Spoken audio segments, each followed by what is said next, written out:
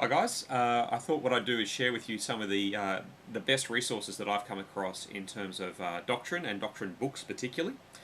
Let's start off with this one. This is by a guy called Jim Packer, Concise Theology, and that's exactly what it is, very concise. He has a couple of pages on everything, and in Packer's usual style, it's very packed with great information. But the fact that he keeps it down to a couple of pages is really, really good. Definitely worth the money, and if there's only one book you're going to buy, this should be the book. Okay. Something a little more technical is Know the Truth by Bruce Milne. This is a first edition. There's now 3 editions out. It's very technical. It's not something you'll read from cover to cover, but it is something that you will come back and refer to. And I keep coming back and starting with this book whenever I'm doing some sort of systematic theology. So it's a really, really good book. Again, definitely worth the money if you haven't got it yet.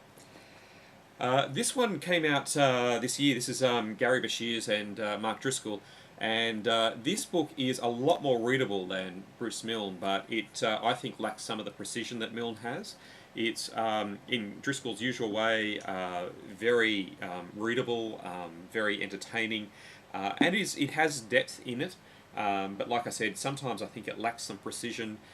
But you know, it's only this long; it can't cover everything, and so it is a really good book. If you're looking for something just to read to get your teeth into, this one's a really good one.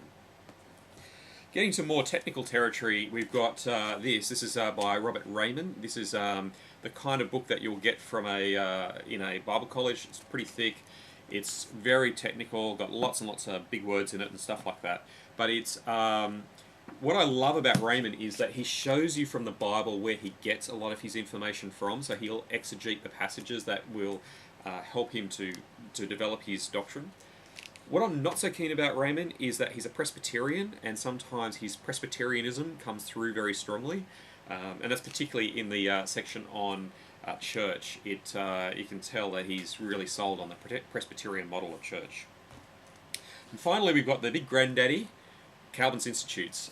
Calvin was around in the 1500s, and this is a volume 1 of 2 volumes. It's big, it's long, it's not that easy to read, but it is absolute gold. Calvin really grasped what God is on about and really puts it really, really well, especially the sections on God and on Christ. His last section on church, he tends to lose his way a little bit, but it's John Calvin. He's very, very smart, and if you have the money, you have the time, and you have the discipline, this is a really great book. So there's a couple of books. There's lots and lots of books out there, but they're the ones that I recommend. But you can go and find other things as well. Anyway, there you go. There's a couple that I think are worth looking at.